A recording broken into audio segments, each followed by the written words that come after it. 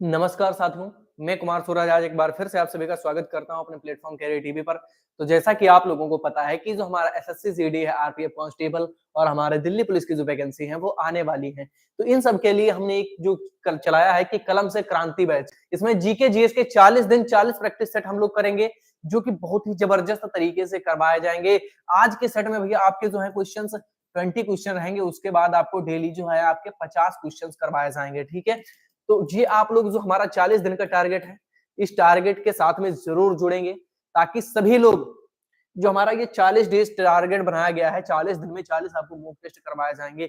इन्हीं mock test को करके आप चले जाओ, किसी भी एग्जाम में चले जाना, वहां पर आपको जीएस का क्वेश्चन बाहर नहीं जाएगा। ठीक है, ये बात आप लोग ध्यान रखना। ठीक है, तो आज जो हमारी ये क्लास रहेगी पर डे डेली बेसिस पे जो हमारी क्लास रहेगी वो आपकी 1:30 बजे से क्लास मिलेगी, 1:30 से दोपहर में आपको ये क्लास मिलेगी, और आपको ये 40 डेज का चैलेंज जो है वो एक्सेप्ट करना ही होगा।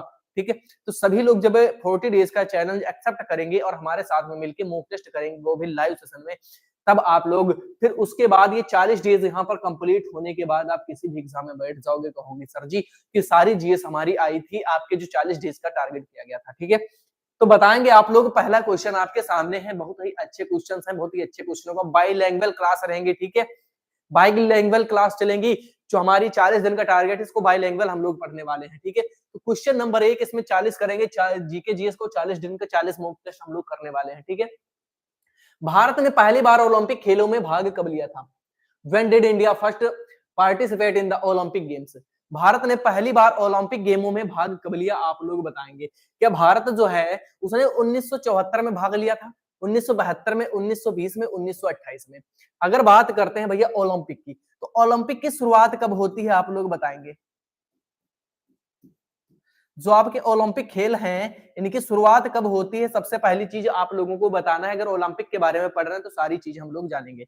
अगर ओलंपिक खेल, ठीक है, इसकी शुरुआत कब होती है भैया, इसकी शुरुआत कब करते हैं, ये बात ध्यान रखना है। तो लिख देंगे कि सर जी इसकी शुरुआत कब होगी, तो सबसे पहली बार जो इसकी शुरुआत होती है वो कब होती है, 776 ईसा पूर्व में। आपको ये बात ध्यान रखनी है, 776 ईसा पूर्व में इसकी शुरुआत होती है, और ये कहां पर होती है भैया, ओलंपिया शहर में।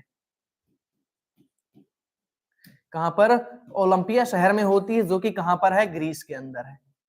ये बात, इतनी बात ध्यान रखेंगे। सबसे पहली बार जब ओलंपिक खेलों की शुरुआत की गई वो कहां पर की गई, ओलंपिया शहर में की गई, कहां पर, ग्रीस के अंदर, जो कि स्थित है, और कब की गई, 1976 ईसा पूर्व में इसकी शुरुआत कर दी जाती है। यहां तक बात समझ में आ गई। फिर इनको क्या किया जाता है भैया, बंद कर दिया जाता है। लेकिन यहां पर देखेंगे कि सर जी, तो अब जो ओलंपिक चल रहे हैं, आधुनिक ओलंपिक गेम, इनकी शुरुआत कब होती है, लिख दो, आधुनिक ओलंपिक गेम, आधुनिक ओलंपिक, आधुनिक ओलंपिक खेल। भैया आधुनिक ओलंपिक खेल की जो शुरुआत होती है वो कब होती है, आप लोग बताएंगे कि सर जी जो हमारे आधुनिक ओलंपिक गेम है इनकी शुरुआत कब होती है, 1896 में होती है। ठीक है, इनकी शुरुआत कब होती है, सन 1896 ईस्वी में क्या कर दिया जाता है, इनकी शुरुआत की जाती है। अगर बात करेंगे भैया इनकी भी शुरुआत कहां पर की गई, तो 1896 में शुरुआत होती है, ये भी कहां पर, आपके ओलंपिया शहर में हुई है। ठीक है, ओलंपिया शहर में भी इनकी भी क्या होती है, शुरुआत होती है। और ओलंपिया शहर है कहां पर, तो ओलंपिया शहर आपका ग्रीस के अंदर है, जो कि आप लोगों को बताया जा चुका है। ठीक है, ये बात समझ में आई। ओलंपिक, आधुनिक ओलंपिक गेम कब शुरुआत की गई, इनकी भैया 1896 ईस्वी में शुरुआत की जाती है। आपके जो पुराने ओलंपिक गेम थे उनकी सबसे पहली बार अगर ओलंपिक कोई खेला गया वो कब खेला गया, आपका 776 ईसा पूर्व में खेला गया। ये बात समझ रखना है। Ankit Sharma, hello sir, hello. चलिए, ये बात आप लोगों को समझ में आई है भैया, यहां तक सारी चीजें आपकी कंफर्म हुई। आधुनिक ओलंपिक गेम आपके 1896 में खेले गए, कहां पर, ओलंपिया में। ठीक है, उसके पहले जब सबसे पहली बार ओलंपिक गेम खेले गए थे वो 776 ईस्वी में, वो भी आपके ओलंपिया शहर में खेले गए, लेकिन इनको बंद कर दिया गया बीच में। ये बात समझ में आ गई है। चलिए, अब इतनी चीजें तो आपको समझ में आ गई होंगी, तो यहां पर बात करेंगे भैया हमारी जो ओलंपिक समिति बनी है वो कौन सी है। ओलंपिक समिति का गठन कब हुआ और कहां पर हुआ, ये सभी चीजें हम लोग जानेंगे इसमें। ओलंपिक समिति, ठीक है। तो बात करते हैं, अगर बात करें ओलंपिक समिति का गठन कब किया जाता है, तो इसका गठन होता है भैया 1894 के अंदर। ये बातें आपको याद रखनी है। ओलंपिक समिति का गठन कब होता है? ओलंपिक समिति जो है इसका गठन कब होता है भैया? तो आप बताओगे कि सर जी 1894 ईस्वी में इसका क्या हुआ था? गठन हुआ। और देश अगर पूछा जाए गठन कहां पर किया जाता है, तो बताओगे स्विट्जरलैंड। ठीक है, कहां पर हुआ था? आप लोग क्या बताओगे इसको भैया? स्विट्जरलैंड आप लोग बताने वाले हो। ये बात समझ में आ गई। जो आपके ओलंपिक समिति की गठन हुई वो कब होती है भैया? वो तो आपके 1894 में हो जाती है। सारी चीजें आपको याद रखनी है भैया, क्योंकि यहां से जो है आपके एग्जाम में क्वेश्चन बनता है सीधा सीधा। सुनील कुमार नमस्ते भैया, नमस्ते। ये चीजें आपको ध्यान रखनी है कि आधुनिक ओलंपिक गेम जो हमारे हैं शुरुआत 1896 में होती है, तो पहली बार खेला गया था 1776 ईसा पूर्व में खेला गया। ओलंपिक समिति का गठन होता है भैया 1894 में। ये सभी चीजें आपको याद रखनी है। ठीक है, ये सन जो है जितने अंडरलाइन किए गए हैं, ये सारी चीजें आपको नोट करनी है, एक एक पॉइंट यहाँ पर नोट करना है। इतनी बात समझ में आ गई। अगर बात करते हैं, एक चीज हमारी रह गई सर जी, वो कौन सी चीज रही? वो आपकी रह गई ओलंपिक ध्वज। ठीक है, वो तो रह गया कि सर जी आपका ओलंपिक ध्वज, ध्वज कब प्रस्तावित किया गया? ओलंपिक ध्वज कब प्रस्तावित किया गया? इसको कब शामिल किया गया? ओलंपिक ध्वज को गेम में कब शामिल किया जाता है, ये बात बतानी है आपको। बस एक लास्ट क्वेश्चन, उसके बाद आंसर करेंगे, आगे बढ़ जाएंगे नए क्वेश्चन पर। तो भैया ओलंपिक ध्वज कब प्रस्तावित किया जाता है? सर बता रहे होंगे कि सर जी इसको 1913 ईस्वी में किया गया था। सन 1913 में ओलंपिक ध्वज भी बनाया गया। ये सारी चीजें आपको ओलंपिक के बारे में आपको ध्यान दिलाएंगी, सारी चीजें आपको याद करनी है। ये जितनी चीजें अंडरलाइन की हुई हैं ये बहुत ही इंपॉर्टेंट है, उनको आपको याद ही करना है। ठीक है, तो भारत ने पहली बार ओलंपिक खेलों में कब भाग लिया था? तो भारत ने जो भाग लिया था भैया वो 1920 में लिया था। ऑप्शन नंबर 3 जो हमारा है राइट हो जाएगा। ठीक है, भारत ने पहली बार कब भाग लिया? 1920 में। यहां तक सारी चीजें आपकी क्लियर हो गई होंगी। आगे बढ़ जाते हैं भैया क्वेश्चन नंबर 2 की तरफ। बताएंगे नाइट का प्रयोग निम्नलिखित में से किस खेल में किया जाता है? Night is used in which of the following game? निम्नलिखित में से किस खेल में नाइट का प्रयोग किया जाता है? आप बताएंगे। नाइट का प्रयोग क्या सर जी बैडमिंटन में कर लेते हैं, क्रिकेट में करते हैं, बिलियार्ड्स में करते हैं, या फिर शतरंज चेस में करते हैं? तो आप लोग क्या बताएंगे कि सर जी नाइट जो है, नाइट का प्रयोग हम लोग कहां पर करते हैं? एक नाइट क्या है? तो ये एक भैया जो नाइट है वो शब्द है, और नाइट शब्द का प्रयोग हम लोग कहां करते हैं? ये भैया शतरंज के अंदर करते हैं। ठीक है, अच्छा इसके शब्द कौन कौन से हैं? शतरंज के जो प्रमुख शब्द हैं, जो शतरंज से संबंधित शब्द रहते हैं वो कौन से हैं? सभी लोग एक बार बताएंगे कमेंट करके। ठीक है, सभी लोग कमेंट करके बताएंगे कि शतरंज से संबंधित आपके जो शब्द रहते हैं वो कौन कौन से हैं जो शतरंज से संबंधित हैं। ठीक है, आप बताओगे कि सर जी एक तो आप बता रहे हो कि बहुत ही जबरदस्त है जिसका नाम है बिशप। ठीक है, एक दूसरा आपने पढ़ ही लिया कि सर जी आपने तो पढ़ ही लिया कि नाइट शब्द का भी प्रयोग शतरंज के साथ में करते हैं ना? बिल्कुल करते हैं। एक शब्द आता है जिसका नाम क्या है? प्यादा। प्यादा शब्द भी किसमें प्रयोग किया जाता है? ये भी आपके शतरंज में प्रयोग किया जाता है। इसमें और क्या प्रयोग किया जाता है? किंग प्रयोग किया जाता है। ठीक है, किंग शब्द का प्रयोग किया जाता है, क्वीन शब्द का प्रयोग किया जाता है। ये सारी चीजें आपको ध्यान रखनी है। ठीक है, इतनी चीजें समझ में आ गई हैं। चलिए अगर क्रिकेट की बात करें तो इसमें क्या होगा? अंपायर। चलिए अंपायर छोड़िए, आप लोग क्या प्रयोग करते हैं? गली, मिड ऑन। ये सारी चीजें किसमें प्रयोग की जाती हैं? ये सारे शब्द किससे जुड़े हैं? ये आपके क्रिकेट से जुड़े हैं। ठीक है, बात करते हैं यहाँ पर क्वेश्चन नंबर 3 की। आप लोग बताएंगे ग्लोबल इंडियन म्यूजिक अवार्ड के प्राप्तकर्ता विक्रम घोष एक संगीतकार और विख्यात भारतीय वादक है। जो भैया आपके ग्लोबल इंडियन म्यूजिक अवार्ड से सम्मानित हुए किए जा चुके हैं, जिनका नाम क्या है? जिनका नाम है सर जी विक्रम घोष। ये किस, जो आपका कौन सा वाद्य यंत्र है जिससे संबंध रखते हैं अपना? किस वादक हैं, किस यंत्र के वादक हैं, किस वाद्य यंत्र के? क्या तानपुरा के हैं, सारंगी वादक है, तबला वादक है, या फिर बांसुरी वादक है? तो आप लोग क्या बताएंगे? भैया एक हमारे हैं विक्रम घोष, जिनको पुरस्कार मिल चुका है कौन सा? ग्लोबल इंडियन म्यूजिक अवार्ड, इससे सम्मानित किए जा चुके हैं। और इनका संबंध किससे रहता है भैया? इनका संबंध रहता है आपके तबला से। ऑप्शन नंबर 3 आपका बिल्कुल करेक्ट हो जाएगा। यहां तक बात समझ में आ गई है। अब बात करते हैं आपके विक्रम घोष। तो सबसे पहली चीज बात करेंगे कि सर जी इनके पिता कौन है जो इनको इतना अच्छा पुरस्कार मिला? तो इनके पिता का नाम क्या है? इनके पिता का नाम क्या है भैया? इनके पिता का नाम है पंडित शंकर घोष। क्या नाम है? आप बताएंगे कि सर जी इनके पिता का नाम क्या है? पंडित शंकर घोष। पंडित शंकर घोष। ठीक है, ये बात समझ में आ गई। पंडित शंकर घोष किसके पिता का नाम है? तो भैया आपके जो विक्रम घोष है उनके पिता का नाम क्या है? पंडित शंकर घोष। अगर यहीं पर आगे बात की जाती है, इनको कौन कौन से पुरस्कार दिए जा चुके हैं आप लोग बताएंगे एक बार। ठीक है, इनको अच्छा बात करते हैं कि हम लोग बात करेंगे ग्लोबल इंडियन म्यूजिक अवार्ड कब दिया गया था। तो ये आपका दिया गया है, किस दिन दिया गया है, किस समय दिया गया है? तो ये जो आपका दिया जाता है 1 अक्टूबर, और सन कौन सा होता है आपका? 2012। कब दिया गया है? 1 अक्टूबर। 1 अक्टूबर सन आपका कौन सा होता है? तो भैया आपका सन होता है 2012, आपको याद रखना है। ठीक है, जो आपका ग्लोबल इंडियन म्यूजिक अवार्ड दिया जाता है वो कब दिया जाता है? 1 अक्टूबर 2012 को दिया जाता है। ये बात समझ में आ गई? आ गई ना? बिल्कुल, अगर समझ में आई है तो लिख देंगे एक बार सब लोग कमेंट बॉक्स में। सारी चीजें हम लोग बाइलिंगुअल करने वाले हैं। इस 40 डेज का जो है वो आपको टारगेट बना के चलना है, और आपके जो 40 सेट होंगे इनको करना ही करना है आप लोगों को। ठीक है, अगर आप लोगों ने ये 40 सेट कर लिए तो अब आप कहोगे कि सर जी हमें जीएस पढ़ने की ज्यादा जरूरत ही नहीं है। 1 मिनट रुकेंगे आप लोग बस।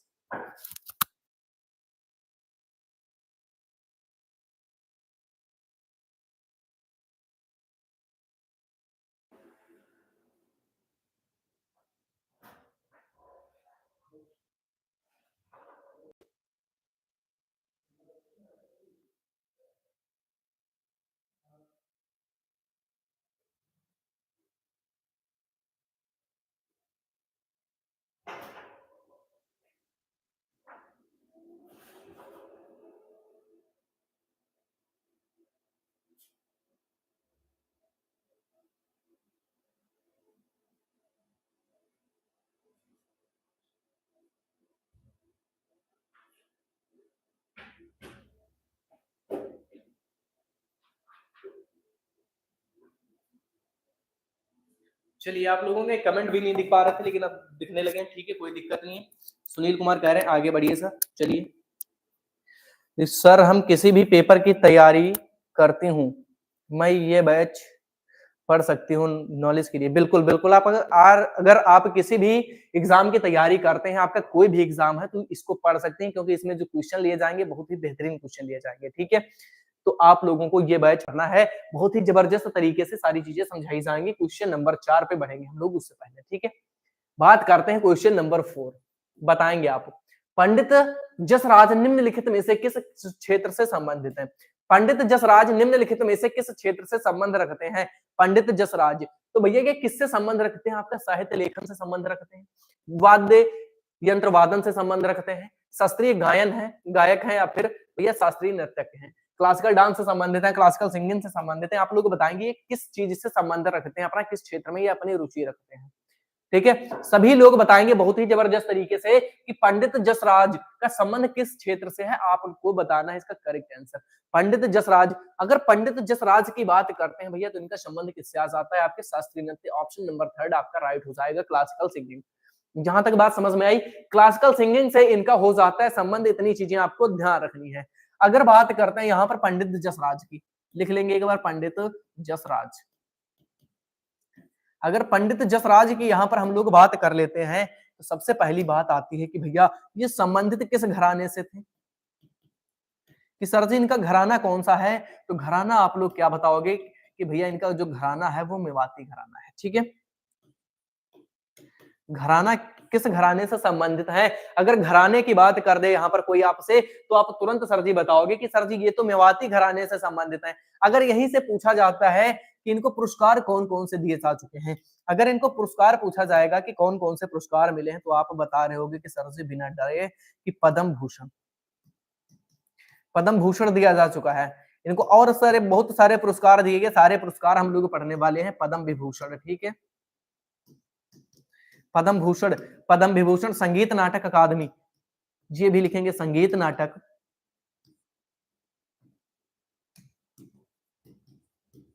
संगीत नाटक अकादमी।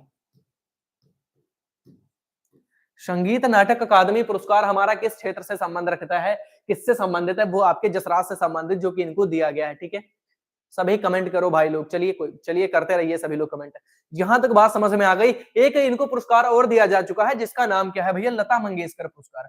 ठीक है, एक कौन सा पुरस्कार दिया गया है? लता मंगेशकर पुरस्कार, आपको ध्यान रखना है। कौन सा पुरस्कार दिया गया? आप लोग ध्यान रखेंगे कि सर जी लता मंगेशकर पुरस्कार। ठीक है, इतनी बात समझ में आ गई कि इनको कितने पुरस्कार दिए गए? इनको 4 पुरस्कार दिए गए हैं भैया। सभी लोगों को ध्यान रखना है, इतनी चीजें समझ में आ गई। ऑप्शन नंबर 3 हमारा राइट हो जाएगा। पंडित रसराज ये क्या थे? एक भैया शास्त्रीय गायन से संबंध रखते हैं। यहां तक बात कंफर्म हो गई होगी। पढ़ेंगे क्वेश्चन नंबर 5। ठीक है, in which city is the famous Meenakshi temple located? किस शहर में प्रसिद्ध मीनाक्षी मंदिर स्थित है? जो भैया हमारा मीनाक्षी मंदिर है वो किस शहर में स्थित है? आप लोग बताएंगे। बड़ा ही फेमस रहता है आपके लिए मीनाक्षी मंदिर, जो आपकी एसएससी के लिए बहुत ही इंपॉर्टेंट है। अगर आप एसएससी का कोई भी एग्जाम देने जाएंगे उसके लिए बहुत ही इंपॉर्टेंट है, चाहे आपका एसएससी जीडी हो, एसएससी सीजीएल, एसएससी एमटीएस। ठीक है, कोई भी अगर एग्जाम में जाते हैं एसएससी तो वहां के लिए बहुत ही इंपॉर्टेंट क्वेश्चन है, मीनाक्षी टेम्पल कहां पर है? क्या आपका मैसूर में है, मदुरै में है, हलेबिड्डू में है, या फिर एहोले में है? आप लोग बताएंगे ये कहां पर है आपका मीनाक्षी टेम्पल। सभी लोग कमेंट करें भाई, सभी लोग कमेंट करके बताएं इसका करेक्ट आंसर क्या हो जाएगा। सभी लोग बताएंगे। एक बार सुनील कुमार का आ चुका है ऑप्शन नंबर बी। कहां पर बता रहे हैं? मदुरै बता रहे हैं, बहुत बढ़िया, वेरी गुड। कहां पर है? मदुरै में स्थित है। आपको ध्यान रखना है ऑप्शन नंबर आपका जो है वो 2 बिल्कुल राइट होने वाला है, कोई दिक्कत नहीं होनी चाहिए।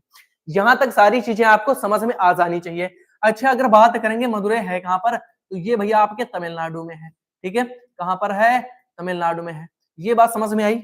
मदुरै किस शहर में है? तो मदुरै जो है वो आपका तमिलनाडु में स्थित है। और भैया ये क्या है? तमिलनाडु की, लिख देंगे भैया, तमिलनाडु की सांस्कृतिक राजधानी भी है। ठीक है, तमिलनाडु की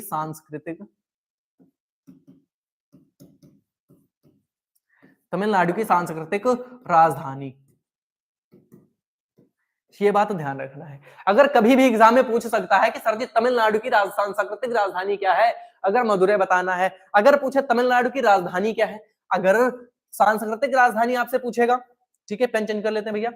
अगर आपसे पूछता है सांस्कृतिक राजधानी क्या है सर, अगर आपसे पूछता है सांस्कृतिक राजधानी क्या है, तो आपका मदुरै हो जाएगा। ठीक है, यहां से मदुरै पहुंच जाओगे। अगर राजधानी आपसे सिंपल पूछ लेता है तो राजधानी आप लोगों को पता ही है, तमिलनाडु की राजधानी क्या है? चेन्नई। ठीक है, ये बात आपको याद रखनी है। यहां से आपके एग्जाम में क्वेश्चन बनेगा और आप लोगों को कंफ्यूज नहीं होता। तमिलनाडु में, बहुत बढ़िया, वेरी गुड, वेरी गुड। ये चीजें आपको समझ में आ गई हैं। चलिए, अच्छा, अगर बात करेंगे जो आपका शहर है एक मदुरै, जो आपका मदुरै शहर है, ये किस नदी के तट पर है? ये कौन सी नदी के तट पर बना है? आप लोग क्या बताएंगे? वैगई नदी के तट पर। नदी कौन सी है इसके तट पर? वैगई नदी के तट पर। ठीक है, वैगई, वैगई नदी के तट पर आपको ध्यान रखना है। जो चीजें आपकी फेमस होती हैं उसके लिए पूछ लेता है कि किस नदी के तट पे है, तब आप कंफ्यूज हो जाओगे। लेकिन अगर आपसे पूछे मीनाक्षी टेम्पल किस नदी के तट पर स्थित है, तो आपको बताना है वैगनई नदी के तट पर, जो कि मदुरै में स्थित है। ये सारी चीजें आपको याद रखनी है यहाँ से। ठीक है, जितनी चीजें यहाँ पे लिखी जाएंगी इंपॉर्टेंट चीजें ही लिखी जाएंगी, फालतू चीजें नहीं लिखी जाएंगी। आगे बढ़ जाते हैं हम लोग, आगे बढ़ जाते हैं। बताएंगे नेक्स्ट क्वेश्चन, आप लोग इसका आंसर क्या बताएंगे? ठीक है,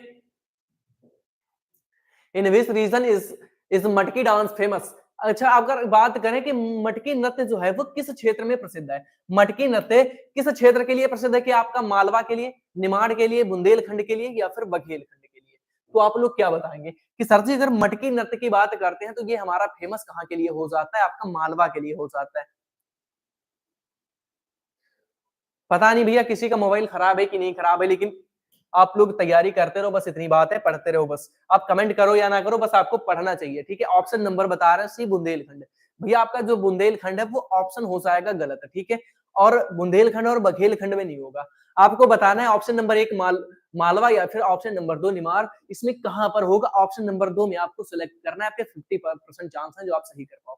अगर एक बार भी पढ़े होगे इसको सही कर दोगे बिल्कुल, देखते देखते। बताओ भैया, ऑप्शन नंबर ए, अस्मिता चौधरी, बिल्कुल राइट। कहां पर है भैया? मटकी नृत्य कहां का फेमस जो है आपका डांस है? वो आपका मालवा का डांस है। ठीक है, ऑप्शन नंबर ए आपका राइट हो जाएगा, कोई दिक्कत नहीं होनी चाहिए।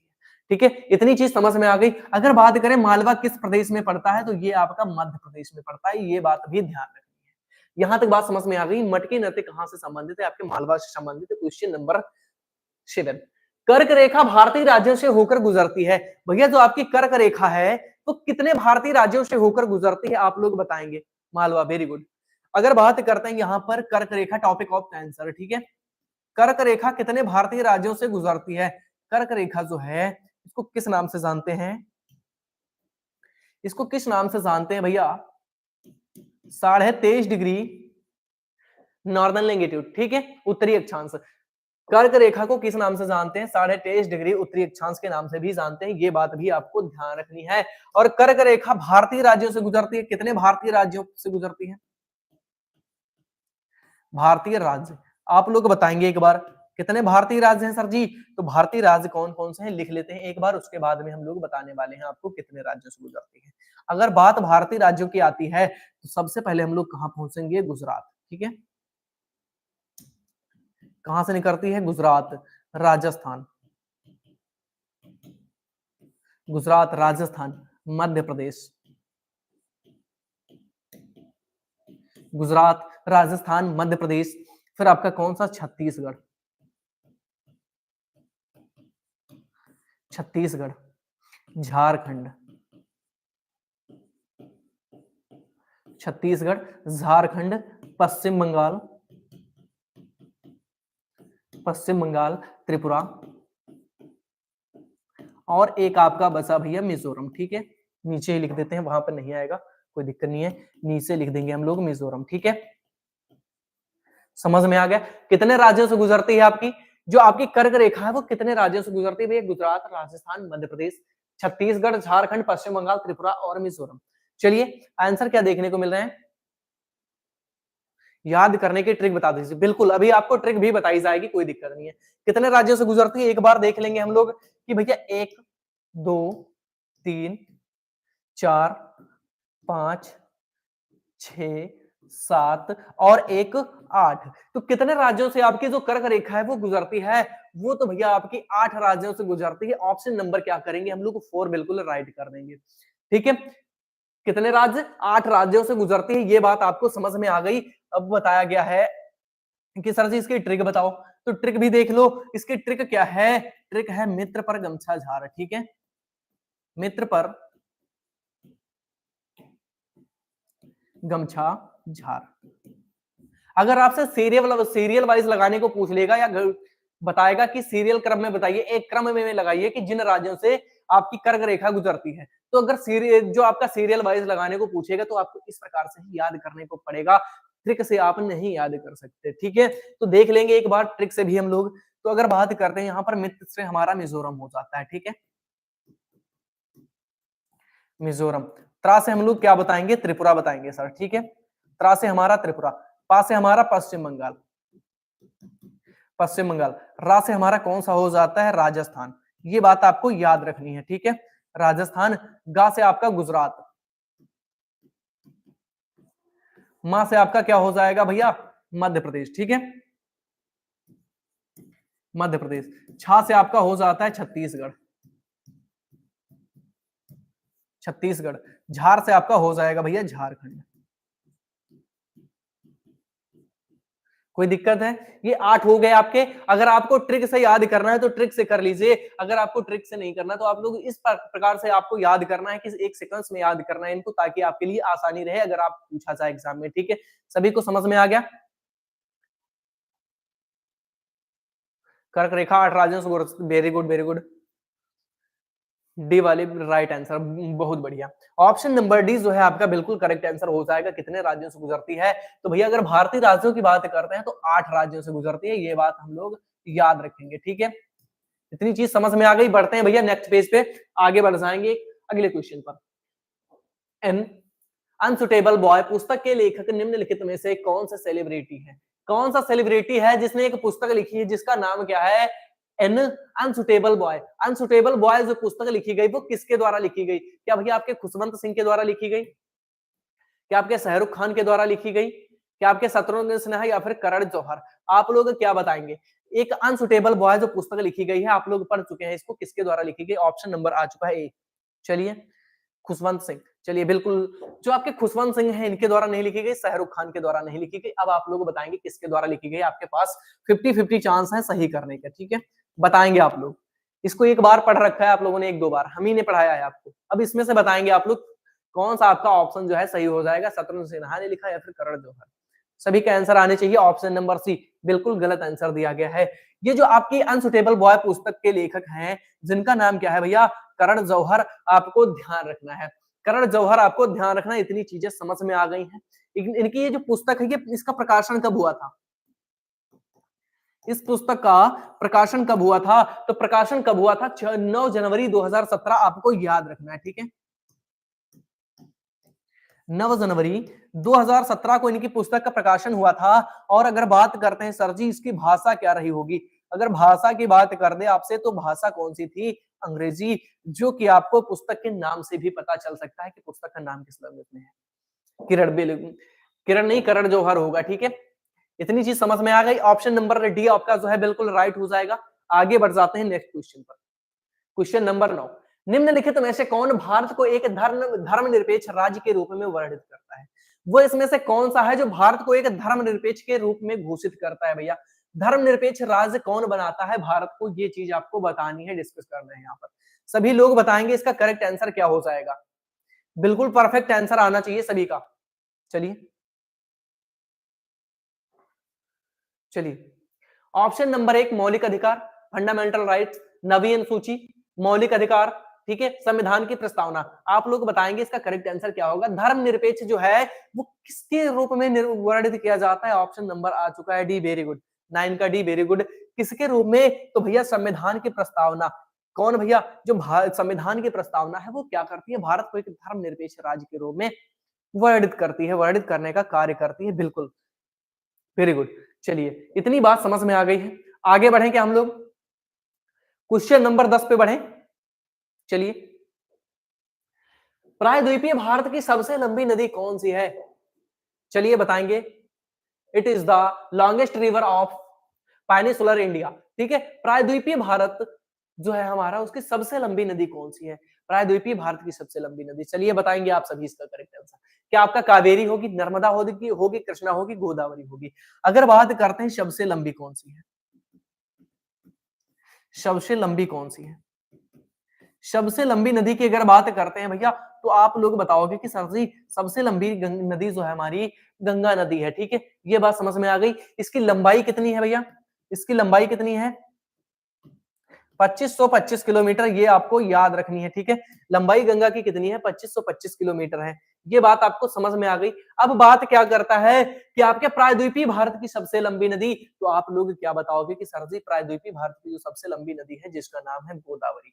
गोदावरी नदी क्या है, प्रायद्वीपीय भारत की सबसे लंबी नदी है। इसको एक नाम से जानते हैं, इसे क्या कहते हैं सर जी, दक्षिण की गंगा के नाम से भी जाना जाता है, इसे कहते हैं दक्षिण की गंगा नदी, ठीक। ये बात समझ में आई। जो आपकी गोदावरी नदी है इसे क्या कहते हैं, दक्षिण की गंगा नदी भी कहते हैं। इतनी चीज समझ में आ गई है भैया। अमिता चौधरी, कुमकुम, सुनील कुमार, चलिए बहुत बढ़िया, सभी के आंसर है, बिल्कुल राइट आंसर है। दक्षिण की गंगा के नाम से किसे जाना जाता है, तो आपकी गोदावरी नदी को जाना जाता है। अगर बात करेंगे कि सर जी इसकी लंबाई कितनी है, बताएंगे क्या कोई लोग कमेंट बॉक्स में, बताएंगे क्या आप लोग कमेंट बॉक्स में कि सर जी गंगा नदी जो हमारी गोदावरी नदी है इसकी लंबाई कितनी है, क्या बताओगे आप लोग, बताओ एक बार लिख दो कमेंट बॉक्स में फटाफट कि आपके गोदावरी नदी की लंबाई कितनी है। चलिए लिखेंगे आप लोग, बताएंगे आप लोग, 1412 शायद। चलिए देखो इसकी लंबाई जो है वो कितनी है, 1465 किलोमीटर की, ठीक है। 1465 किलोमीटर की लंबाई है किस नदी की, गोदावरी नदी की। और ये क्या है, भारत की दूसरी सबसे लंबी नदी है, ठीक है। भारत की दूसरी लंबी नदी, दूसरी लंबी नदी, दूसरी लंबी नदी, ठीक है। ये बात आपको याद रखनी है। भारत की दूसरी लंबी नदी अगर आपसे पूछ लेता है गंगा के अलावा दूसरी कौन सी है, वहां पर भी आपका कौन सा हो जाएगा, गोदावरी हो जाएगा। ये बात समझ में आई है आप लोगों को, यहां तक सारे डाउट आपके क्लियर हो गए हैं। अगर क्लियर हो गए तो बढ़ेंगे आगे हम लोग। चलिए उससे पहले, आगे बढ़ने से पहले हम लोग देखेंगे कि सर जी इसकी सहायक नदियां कौन सी हैं, क्योंकि हो सकता है पूछ ले हमसे सहायक नदियां कौन सी हैं। गोदावरी की सहायक नदियां कौन सी हैं, आप लोग क्या बताओगे कि सर जी इसमें पूर्णा बता रहे हो कि नहीं, इसमें आप लोग पूर्णा बताओगे कि नहीं बताओगे, वर्धा नदी बताओगे कि नहीं, ये किसकी सहायक हैं दोनों, पूर्णा और वर्धा जो है बहुत ही ज्यादा पूछी जाती है आपकी गोदावरी की सहायक नदियां, ये जो आपकी हैं वेरी वेरी इंपॉर्टेंट है, ठीक है, बहुत ही इंपॉर्टेंट नदी है जो कि पूछी जाती है, किसकी सहायक नदी है, बढ़ जाएंगे भैया नेक्स्ट क्वेश्चन। चंद्रयान 3 के लैंडर का क्या नाम था, जो भैया हमारा चंद्रयान 3 लॉन्च किया गया था उसके लैंडर का नाम बताना है आप लोगों को, चंद्रयान 3 के लैंडर का नाम बताना है आपको, किस नाम से जाना जाता था चंद्रयान 3 का लैंडर, आप बताएंगे इसका करेक्ट आंसर, किस नाम से जानते थे, विक्रम, वेरी गुड, बिल्कुल सही आंसर है कि चंद्रयान 3 का जो लैंडर था उसको किस नाम से जानते थे भैया, उसको विक्रम के नाम से जानते थे, ऑप्शन कर देंगे 4 इज द राइट आंसर। विश्व ओजोन दिवस कब मनाया जाता है, आप लोग बताएंगे, विश्व ओजोन दिवस कब मनाया जाता है, बहुत ही अच्छे क्वेश्चन हैं, अगर आप लोग 40 डेज का ये जो चैलेंज है इसको एक्सेप्ट करते हैं तो आप लोग जीएस बहुत अच्छी पकड़ बनाएंगे, जीएस के ऊपर बहुत अच्छी चीजें आपको बताई जाएंगी, बहुत अच्छे अच्छे क्वेश्चंस भी लिए जाएंगे, ठीक है, 16 सितंबर, चलिए बहुत बढ़िया, 16 सितंबर, बहुत बढ़िया, वेरी गुड। जो आपका विश्व ओजोन दिवस बेटा मनाया जाता है वो कब मनाया जाता है, 16 सितंबर को मनाया जाता है, ऑप्शन नंबर 2 आपका राइट हो जाएगा, बिल्कुल करेक्ट आंसर।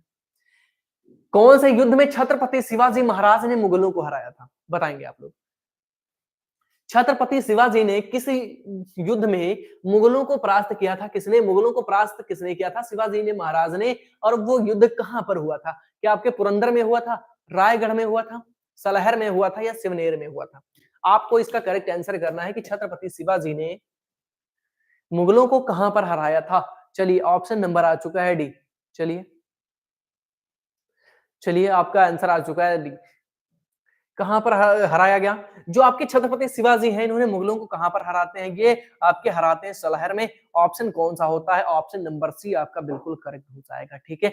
ये युद्ध कब हुआ था, ये युद्ध कब हुआ, ये हुआ था आपका फरवरी, ठीक है, फरवरी में हुआ था, कब हुआ था तारीख भी आपसे पूछी जाएगी, ये कब हुआ था, तो ये हुआ था 1672 ईस्वी, ठीक है, कब हुआ, 1672 ईस्वी में होता है, फरवरी माह में होता है, कहां पर, सलहर के अंदर होता है, ये सारी चीजें आपको याद रखनी है, चलिए सलहर है, चलिए बहुत बढ़िया, आगे बढ़ जाते हैं। किस घटना के बाद महात्मा गांधी जी ने दूसरे गोलमेज सम्मेलन में भाग लिया था, अगर बात करते हैं कि जो महात्मा गांधी जी थे इन्होंने दूसरा गोलमेज सम्मेलन में भाग लिया, कि किस घटना के बाद इन्होंने भाग लिया था, बताएंगे आप लोग। अच्छा, गोलमेज कितने हुए थे, कितने गोलमेज हुए थे भैया, गोलमेज जो आपके सम्मेलन हुए वो कितने सम्मेलन हुए थे, बताएंगे क्या कोई आप,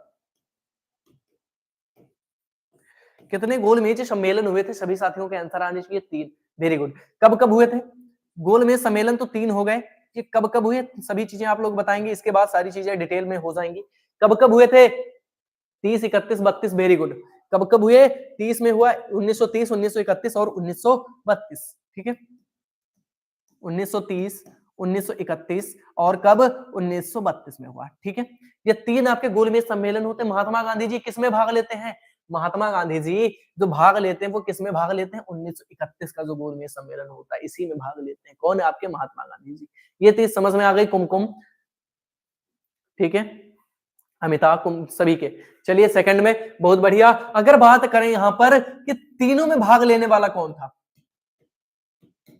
तीनों में भाग किसने लिया था, बताएंगे क्या आप,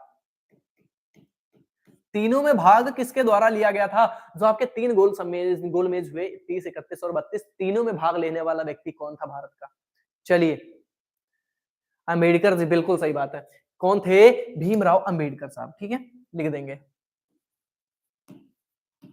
BR अंबेडकर, इतनी चीज समझ में आ गई।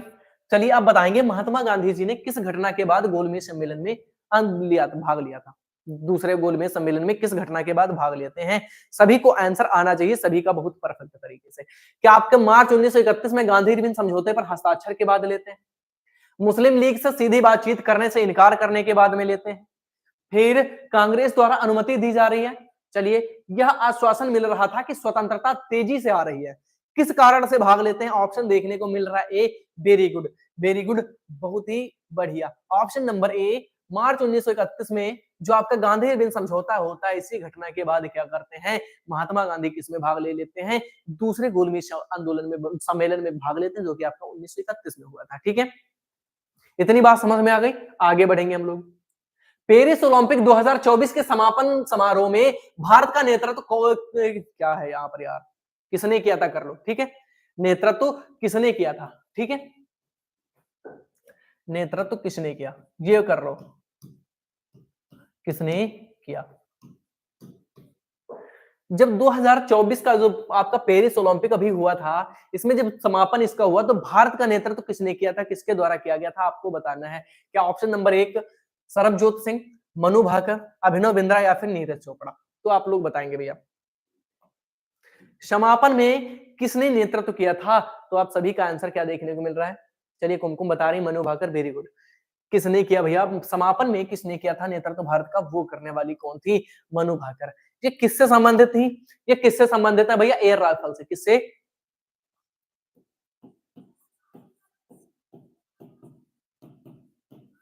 Air rifle. कितनी, 10 मीटर। किससे, एयर राइफल कितनी डिस्टेंस है, 10 मीटर से, ठीक है। इनको क्या किया गया, इन्होंने 2 मेडल जीते थे, ठीक है।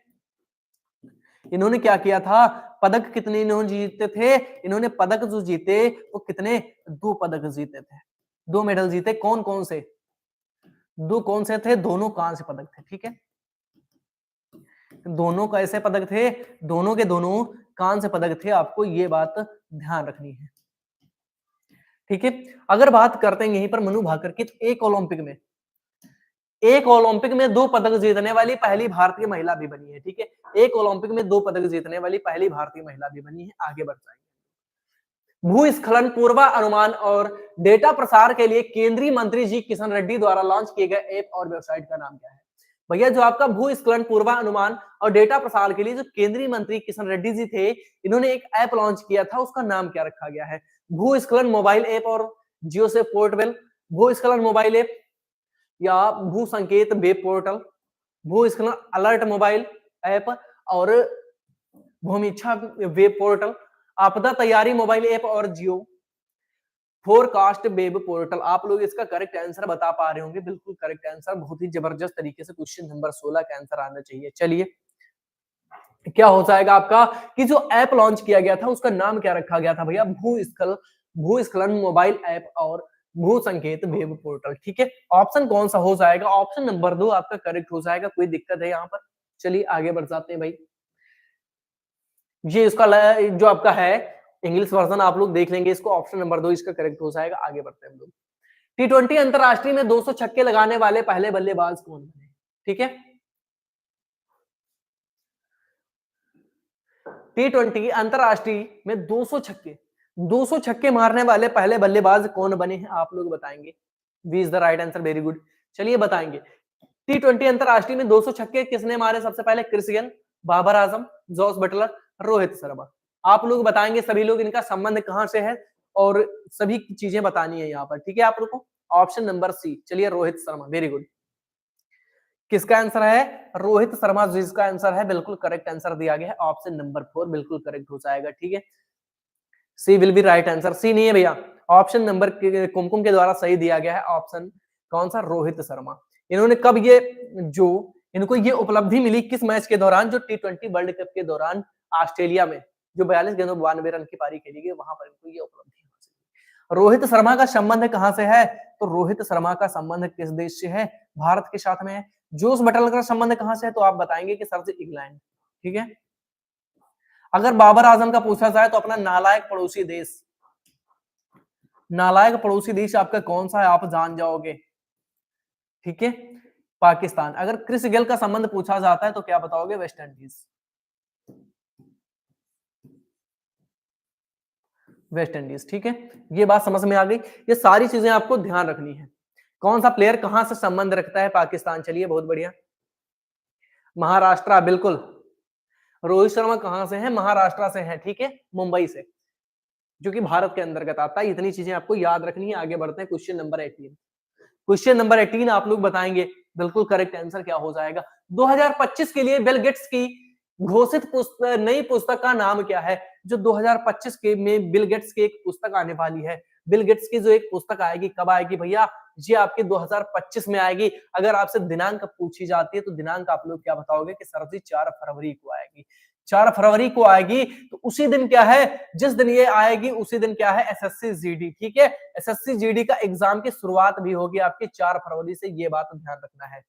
ठीक है, इतनी चीज समझ में आ गई। आपको ध्यान रखना है कि जो बिल गेट्स की एक नई पुस्तक है वो किस दिन आने वाली है, जिस दिन आपका एसएससी जीडी का एग्जाम है। ठीक है, चलिए कौन सी पुस्तक है, कोड ब्रेकर है, डिजिटल क्रांति है, समय के द्वार है, या फिर सोर्स कोड है। आप लोग बताएंगे कि सर जी 2025 में जो बिल गेट्स अपनी पुस्तक लॉन्च कर रहे हैं, घोषित कर रहे हैं, उसका नाम क्या है? उसका नाम है भैया सोर्स कोड। बिल्कुल राइट आंसर दिया गया है यहाँ पर। ठीक है, ऑप्शन नंबर 4 बिल्कुल करेक्ट हो जाएगा। कुमकुम के द्वारा दिया गया आंसर जो है बिल्कुल सही है। सर जी फिर मैच स्टार्ट है, कहां से स्टार्ट है भैया मैच? चलिए ये चीजें आपको ध्यान रखनी है, कहां से स्टार्ट है सुनील कुमार बताएंगे एक बार आप। धावन सोडे का रासायनिक नाम क्या है? Sodium chloride, sodium hydrogen carbonate, sodium carbonate, sodium hydroxide. धावन सोडे का जो रासायनिक नाम है वो क्या है, बताएंगे आप लोग। धावन सोडे का नाम बताएंगे आप लोग, वासंग सोडा। ठीक है, सभी लोग बताएंगे इसका करेक्ट आंसर क्या हो जाएगा। ऑप्शन नंबर 3 आ रहा है। चलिए क्या है, सोडियम कार्बोनेट। चलिए बहुत बढ़िया। क्या है, जो धावन सोडा है उसका रासायनिक नाम क्या है? ठीक है, इसका रासायनिक नाम क्या है? Sodium carbonate. अगर आपसे सूत्र की बात करती है करी जाती है तो क्या बताओगे? अगर इसका सोडियम कार्बोनेट का आपका जो रासायनिक सूत्र है वो आपसे पूछ लिया जाए तो क्या बताओगे? क्या बताओगे आप लोग, बताओ एक बार। चलिए क्या बताओगे? Na2CO3, Na2CO3, ये किसका रासायनिक सूत्र आपका हो जाएगा? सोडियम कार्बोनेट धावन सोडा। ऑप्शन नंबर 3 आपका करेक्ट हो जाएगा, कोई दिक्कत नहीं होगी। अगर यहीं पर बात करते हैं किस संघ के प्राणियों के संधि युक्त पाद होते हैं, वो कौन सा संघ है जिसके प्राणी होते हैं, जिसके जो प्राणी होते हैं किस संघ में, जिनके पाद होते हैं, संधि युक्त पाद होते हैं? आपको ध्यान रखना है। जैसे आपकी मान लीजिए जो चींटी होती है, चींटी के जो ऐसे 2 निकले होते हैं जिनको एंटीना भी कहते हैं। ठीक है, जिनको एंटीना कहते हैं। ठीक है, इतनी बात समझ में आ गई, ज्वाइंट लिप बाल्म्स जिनको बोलते हैं। ये चीज समझ में आई है। तो संधि युक्त पाद किनके होते हैं, किस संघ में होते हैं? मोलस्का में होते हैं, नेमेटोडा में होते हैं, आर्थ्रोपोडा में होते हैं, या इकाइनोडर्मेटा में होते हैं? आप लोग इसका करेक्ट आंसर करेंगे सभी लोग।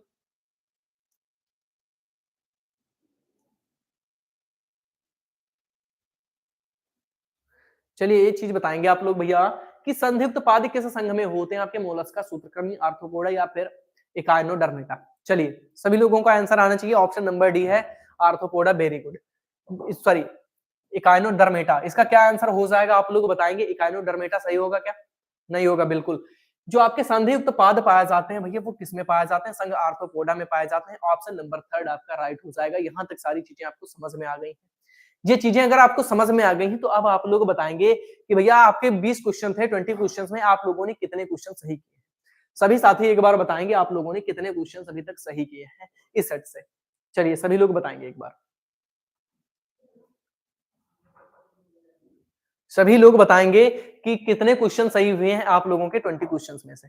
चलिए बताओ एक बार सभी लोग।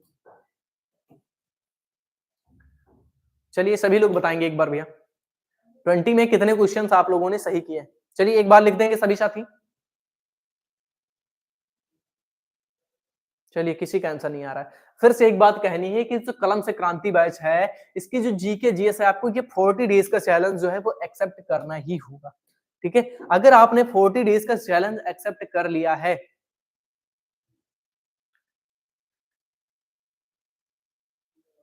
चलिए बहुत बढ़िया, बहुत बढ़िया। 8 क्वेश्चन सही है 11 में। ठीक है, बहुत बढ़िया।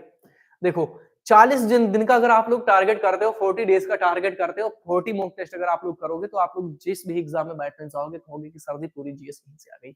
आपका एसएससी जीडी हो गया, आरपीएफ कांस्टेबल आपका 8 जनवरी से स्टार्ट है। ठीक है, आपका दिल्ली पुलिस की जो वैकेंसी है वो आपकी सितंबर में आने वाली है, सितंबर में आएगी। और इसका जो आपका एग्जाम होगा वो कब होगा भैया? वो होगा नवंबर में। एसएससी का कैलेंडर जारी हुआ है, उसमें बता दिया गया है, सारी चीजें जो है आपकी बताई गई हैं। ठीक है, तो इस पर एक डिटेल वीडियो भी आपको आज मिलेगा शाम को, तो सभी लोग उस वीडियो को जरूर देखेंगे अगर वो दिल्ली पुलिस में फॉर्म फिल करना चाहते हैं। और आप लोग बताएं कि जो 40 डेज का चैलेंज है इसको आप लोग एक्सेप्ट कर रहे हैं कि नहीं कर रहे हैं, बताएंगे कमेंट करके। सभी लोग करेंगे कि नहीं? 6 में 5 सही है, वेरी गुड भैया अमिता। चलिए बताएंगे आप लोग ये 40 डेज का चैलेंज एक्सेप्ट करते हैं लोग। चलिए तो आज था डे फर्स्ट और कल मिलते हैं डे सेकंड के साथ में, तब तक के लिए जय हिंद, जय भारत।